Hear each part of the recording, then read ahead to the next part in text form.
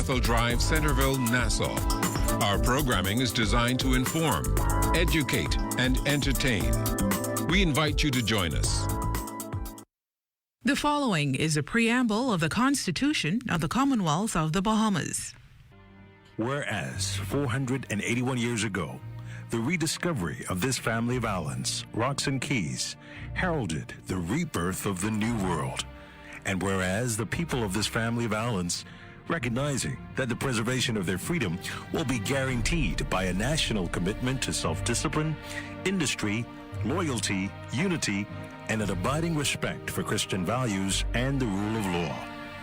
Now, know we therefore, we the inheritors of and successors to this family of islands, recognizing the supremacy of God and believing in the fundamental rights and freedoms of the individual, do hereby proclaim in solemn praise the establishment of a free and democratic sovereign nation, founded on spiritual values, and in which no man, woman, or child shall ever be slave or bondsman to anyone, or their labor exploited, or their lives frustrated by deprivation, and do hereby provide by these articles for the indivisible unity and creation under God of the Commonwealth of the Bahamas. It's Wednesday, June 15th, 2022, and the morning edition is live. On today's show, the Port Authority beefing up patrols and routine checks on beaches. Find out what this man is doing on this 300-foot tower. And young Bahamians continue to build positive habits and give back to their communities through the Governor General Youth Awards. So let's start the morning off right.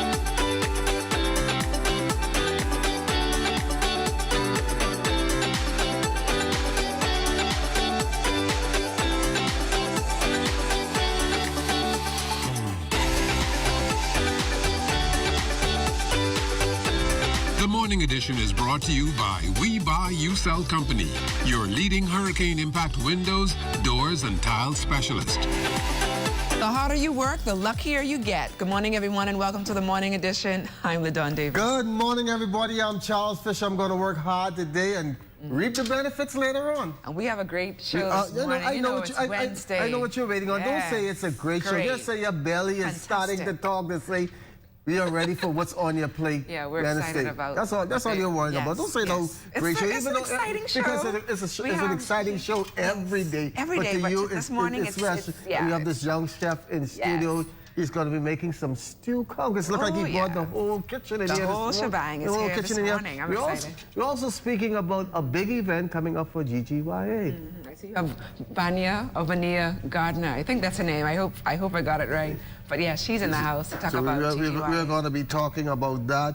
And I have this feature story on the tower with the guy that went up. Did you go on the tower? No, I'm really afraid. I'm afraid of heights, so I wasn't thinking about even looking at him going up on it. It was a lot of scares in me, so I'm looking forward to that. You could experiment on coconut trees. Go on a coconut tree first, but it's and gonna then make your way up there. But you know, today is the 50th, so the streets are going to be very, very busy this morning with people riding around, doing their banking and getting their stuff together. So I know traffic is going to be busy this morning, and for how that's going to materialize, we check in now with Crystal Darling. Good morning, LaDawn and Fisher, and good morning, Bahamas. We're here on East Street Road South and Atlantis Court, right in front of Checkers. And this morning, traffic is building up, but you know it's a bit lighter today because schools are closing or closed. This morning, I'm here with Officer Patrick Kemp. Officer Kemp, how are you this morning? I'm great. I'm blessed and highly favored. Good morning. So, could you give us a recap of traffic over the last 24 hours? 13 accidents. There'll be 12 regular accidents and then 1 hit-and-run accidents. And these hit-and-run accidents, it has to be a hit-and-run spirit out there. I'm telling you, these people refuse to remain on scene, and it is not a good thing when you leave the scene of the accident. In fact, most times persons would leave because their vehicles is either not straight, it's not licensed, it's not insured, they don't have a driver's license. They're not supposed to be driving the vehicle. But that's a problem that you have created for yourself. You get involved in an accident, please remain on scene. Great, thank you so much for that.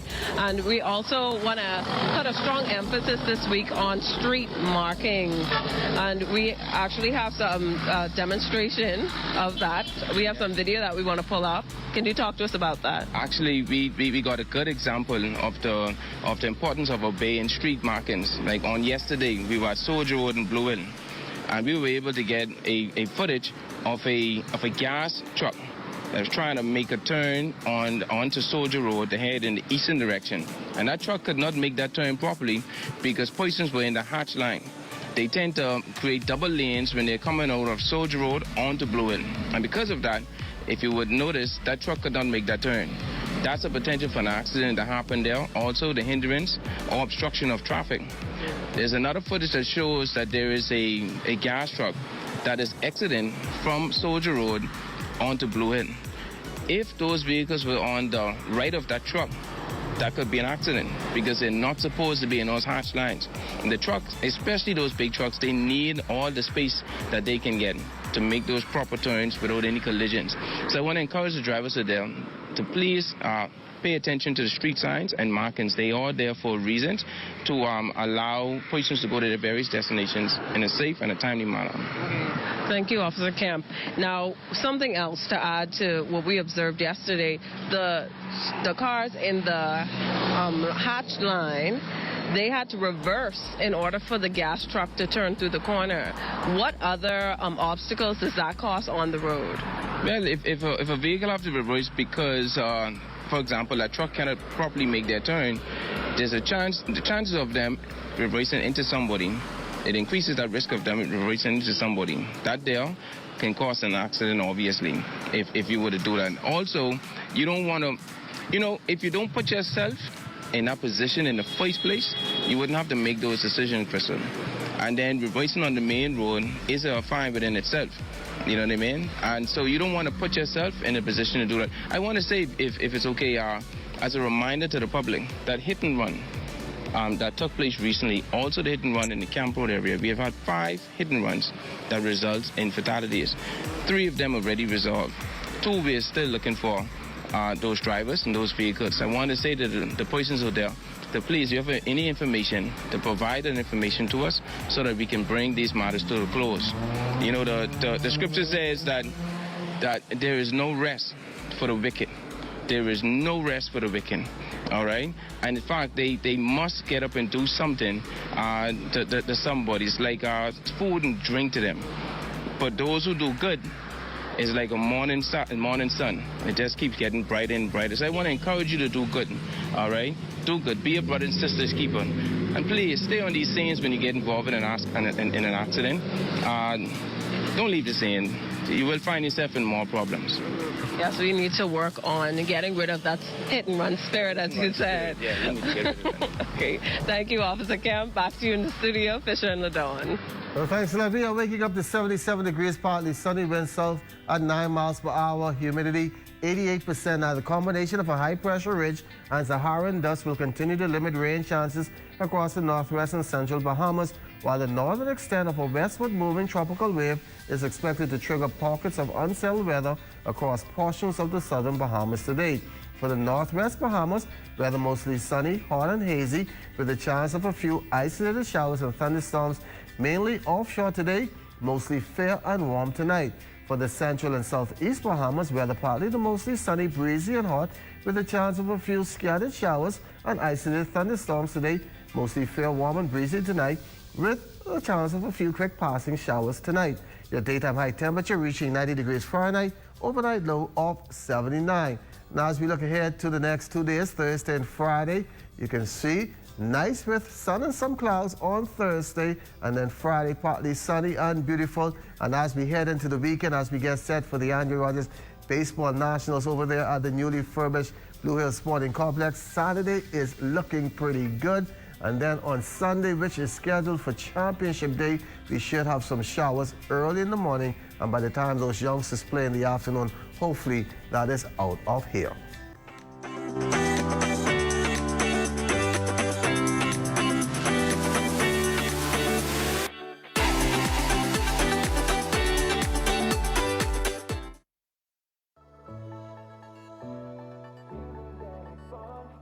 awesomely, this is a beautiful experience. I can't lie. This is my first time doing this sort of charity work, and I mean, it feels good to help out, you know?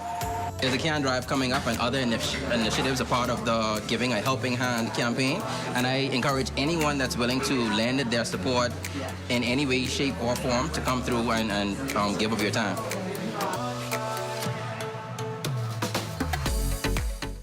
This is John Pinder, MP for Central and South Abaco. I want to reach out to all Abaconians and make sure that we are mindful of being prepared for this upcoming hurricane season, whether in terms of food resources, water resources, flashlights and batteries, and know where your safe spot is to go to in case of a major storm. For hurricane coverage, there's only one network, the ZNS Network. He was an icon of the silver screen who captivated the imagination of millions. Baby, don't nothing happen for you in this world unless somebody gets paid off. With his immense talent, magnetic charisma, and unmistakable charm, he solidified his place in history with his humanity as one of the leading voices in the fight for equality, both in America and at home in the Bahamas. Right, about midnight.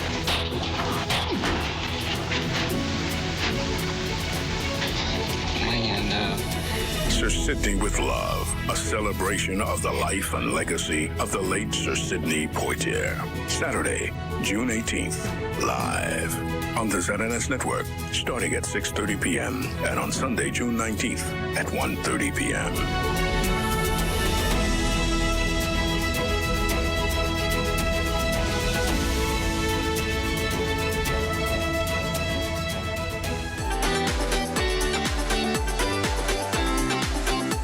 Minister and Carmichael Member of Parliament, the Honourable Keith Bell, blasting the former administration for its lavish spending, bringing to Parliament records where an exorbitant amount of money was spent to furnish the home of an ambassador. This comes as the opposition criticizes the Davis administration for its travel expenses. However, Bell blasted the former administration for spending under $20,000 on a rug when Bahamians were losing their jobs in the height of the pandemic. He also noted that under the Minister regime, $20,000 was spent monthly on hotel accommodations while the home was being renovated. All of this, he said, contributed to the huge deficit. Prime Minister the Honourable Philip Davis touring the construction site of the high-end Cable Beach property Aquilina Tuesday, a project its developers boast will offer unrivaled luxury and amenities, attracting buyers from around the world.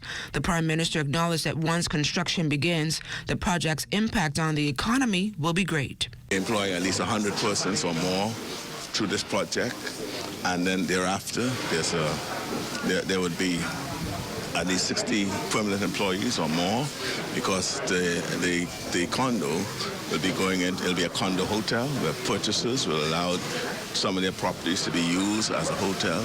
That requires employees, and what we see is a win-win situation for the Bahamas. So I'm here to encourage and continue to let Jason, who is a Bahamian, let him know that we are supporting him, and we'll continue to do so to ensure that our economy continues to grow. COVID-19 testing requirements for entry into the Bahamas could soon be relaxed, with a cabinet meeting Tuesday to make a decision on the matter. This as more countries are removing their testing requirements for entry, making it easier for travelers. Tourism Minister, Deputy Prime Minister, the Honourable Chester Cooper, says the move will enhance the Bahamas' competitive edge in the global tourism market. We are seeing many other countries going this way. We're not particularly surprised that the U.S. has decided to drop their testing requirements for entry. We think this is going to be overall positive for tourism. We have already received a lot of inquiries from stakeholders as to if we will follow or when we will follow. This, of course, is a decision that must be taken deliberately, one that our Cabinet will consider today. We have to consider what's good for the economy and what's good for public health. Health Minister, the Honourable Dr. Michael Darville, providing an update on that suspected case of the monkeypox. He says the visitor was airlifted from the capital last week. So far, there are no confirmed cases of the virus in this country. Samples were taken from the individuals. Those samples are at our reference lab, and some lab technologists are now going through some additional training from PAHO, and in very short order we would have the reagents in the country where we'll be able to do the testing in-house. National Security Minister, the Honorable Wayne Monroe, addressing whether public notifications on sex offenders will continue following confirmation that convicted sex offender Alden Scott, who was recently released from prison, was not a victim of crime. I needed to know whether there was a homicide. If it was a homicide, it would have been something that we would have taken into account. It's not something that would have automatically prevented it happening in the future. You balance the need to protect the public by giving them information against risk to the individual who you notify about. But as was indicated to me, it wasn't a case of a homicide, but a case of a death from diseases and conditions that the offender had. Well, a big event is coming up soon to aid the Governor General Youth Award. We are joined in studio by Vianna Gardner, Vice President of Public Affairs and Special Projects at the Atlantis Resort, and Jaquetta Maycock. She's Director of GGYA. Welcome to the Morning Edition. Good morning. Welcome. Thank you very much for welcoming us. Now tell us, what's this big event the public needs to know about? Great. Atlantis is holding the 20th annual Duke of Edinburgh Cup Bahamas semifinals here in the Bahamas in aid of the Governor General's Youth Award. Tell us more about the event and who is involved. The event is for persons in the business community and in the golfing community who have registered to participate in the golf tournament. And they're doing so really just to give back to the Governor General's Youth Award and the youth programs that are taking place through that program. And Maycock, tell us, how does this benefit GGYA and how are you looking forward to this event? Well, for those persons that are not familiar with the GGYA or the Governor General's Youth Award, it's a program of practical, cultural, and adventurous activities for young people between the ages of 14 to 24. The idea of the program is really to make it available to more young people throughout the Bahamas, particularly those in the Family Islands or those that are not in schools that would have access to mainstream organizations. And so our partnership with Atlantis, with this fundraiser, allows us to make the program available to those centers and to those programs where young people are otherwise or don't have access to the award program. And where will the event be held, and what are the prizes that's up for grab? So the event is going to take place at the Ocean Club Golf Course on Paradise Island. Prizes, wonderful prizes. The first and second place twosome, they receive a round-trip ticket all the way to England to participate in the finals of the Duke of Edinburgh Cup. And their prizes of stays at Atlantis, restaurants. John Bull has been exceptionally generous. We also have round-trip tickets on Western Air. Lots and lots of prizes. Sounds like some good prizes. Look like I need to get my game on. And this is not possible without some good contribution. Yes, exactly. The business community really supports this golf tournament and supports the Governor General's Youth Awards. We have our gold sponsor, which is Fidelity, our silver sponsor, which is FTX. We have many bronze sponsors, including Kalina and Doctors Hospital, Nassau Cruise Ports is with us, RBC, Sterling Financial.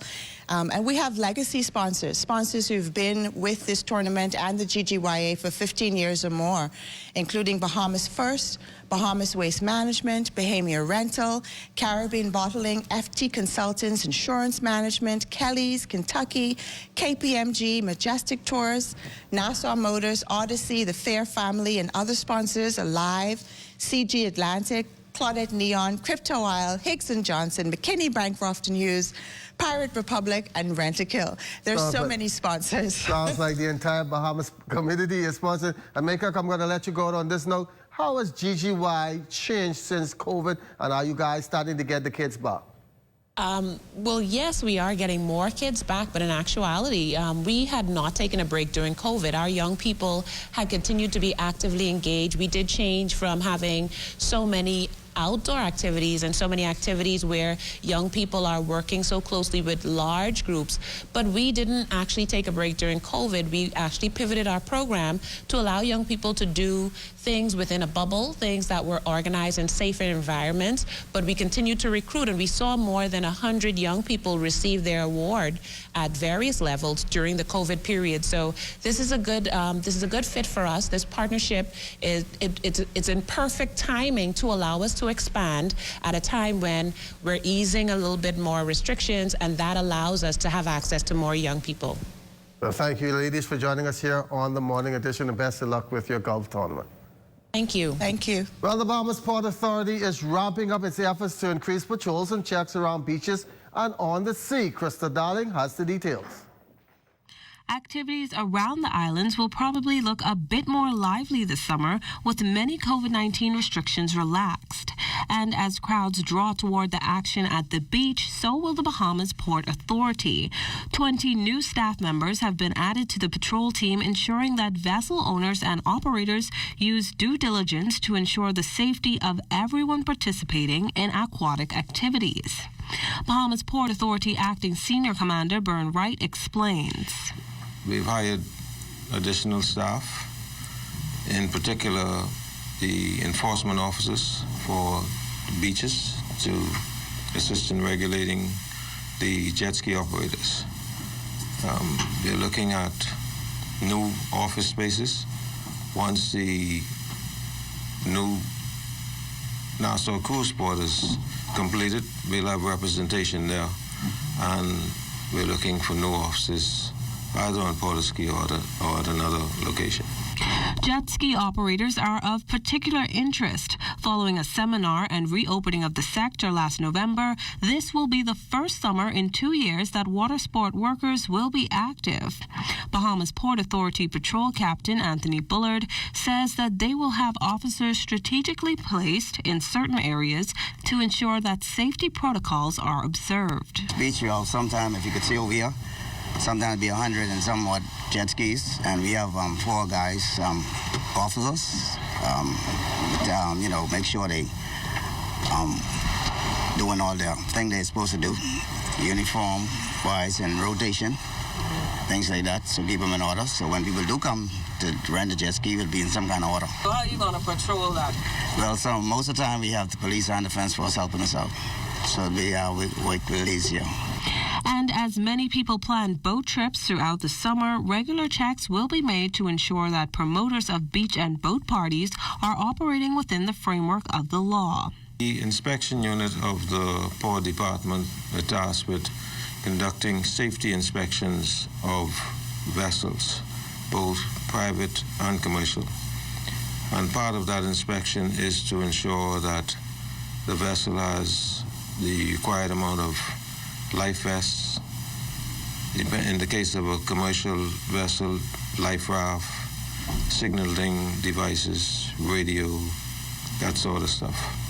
So we ensure that all vessels that operate within domestically are up to standard. A delegation of diplomats from the Republic of Indonesia paying a courtesy call to the Broadcasting Corporation of the Bahamas on Wednesday afternoon. During Her Excellency's tour of the BCB, the diplomat viewed key features of the news enterprise. In the end, the Indonesian ambassador was presented with a book by the BCB's executive chairman, Paiswell Forbes, chronicling the history of ZNS more than 70 years back. The Indonesian ambassador also presented BCB's executive chairman with a few tokens of her own. The role of media, not only in Indonesia but all over the world, and also the ZNS is very important to voice the interests of both countries, and also to inform the public what is going on, the events and everything, to the international public and also to our domestic constituents. We look forward to us having what I call a mutual level of cooperation going forward, and also developing cultural ties going forward between the Bahamas and Indonesia, because you're an industrial foundation and those things that can move your country along economically similar to ours. And so I think we'll be having much more of a get together and meetings and MOUs going forward. And as we head to the break, we take a look back at today in Bahamian history. On June 15, 1979, the Cabinet Office announced that the Lignum vitae was designated as a national tree of the Bahamas. Also on this day in 2000, political activist and the father of labor, Sir Randall Fox, died of acute pancreatitis at the age of 74.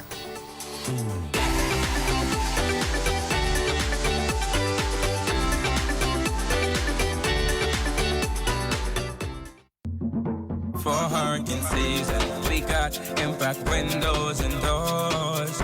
For protection, just come to our store. Plus we got tiles to pretty up your walls and your floors. We'll help you brighten up for that big bad storm.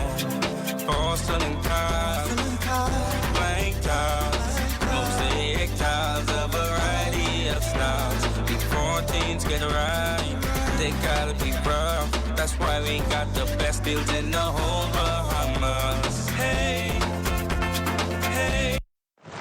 Only one network. This used to be the waiting terminal for the airport. It's now gone. We have the most experienced team covering hurricane. But when Hurricane Irma makes landfall here in New Providence in a few hours, We cover the entire Bahamas before, during, and after the storm. One network covers every island, rock, and key. We are the best because we have the best. For hurricane coverage, there's only one network, the ZNS Network. Andros is the #1 bone fishing destination on our planet. Sports fishermen visit our flats every year to participate in one of the most fulfilling outdoor activities known to man, fly fishing. And guess what? It's 100% sustainable.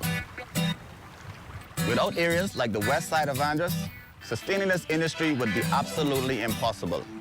So let's take care of nature, and nature will take care of us. I embrace what God is about to do here. And if God brings you to it, He definitely will take you through it. Hurricane Dorian tested their resilience, but in its wake, they remained steadfast. 2 years later, they're building back stronger, better, and bigger. Join us live from East End on June 13th through 17th as we bring to you the spirit of survival.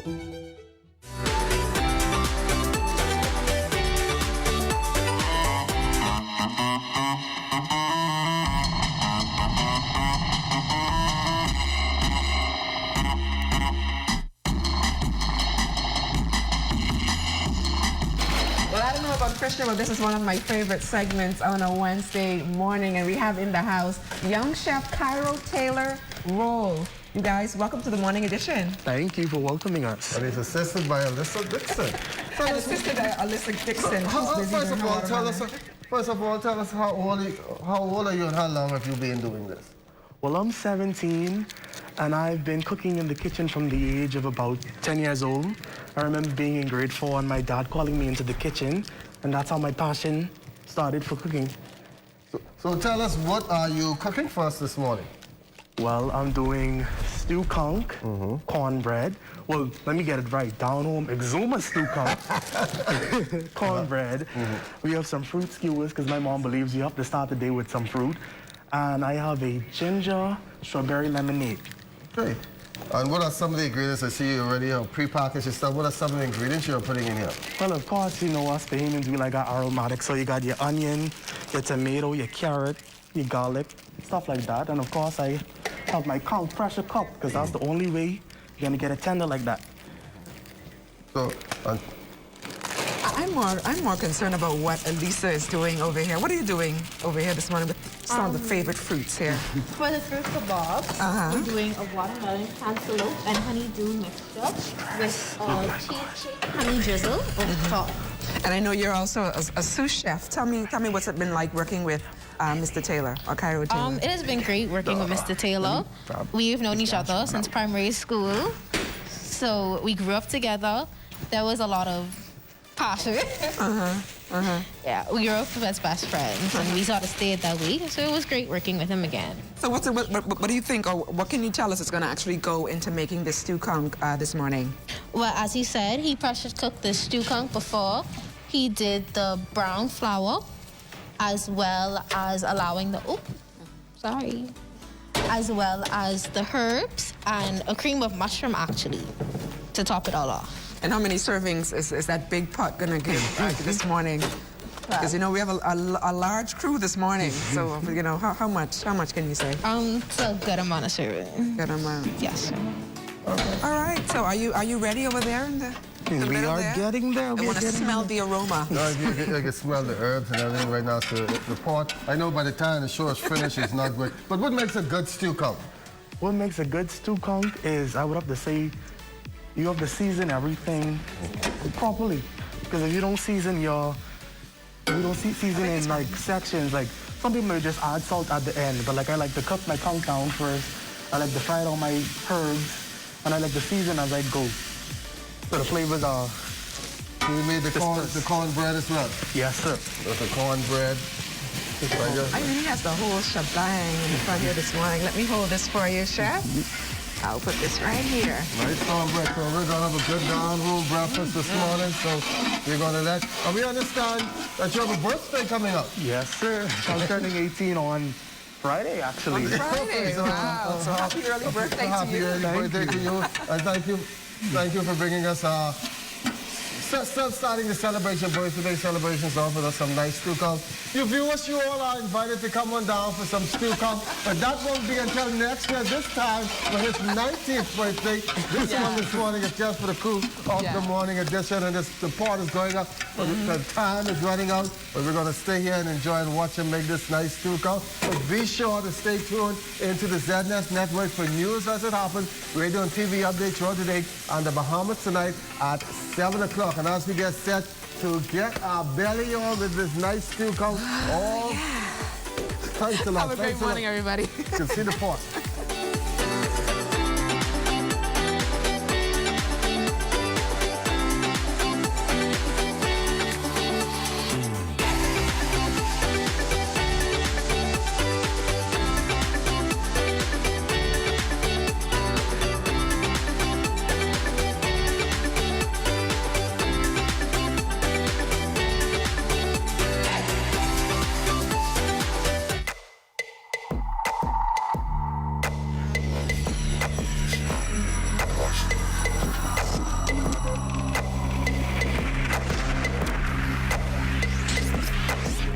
You're watching the ZNS Network, the People's Station.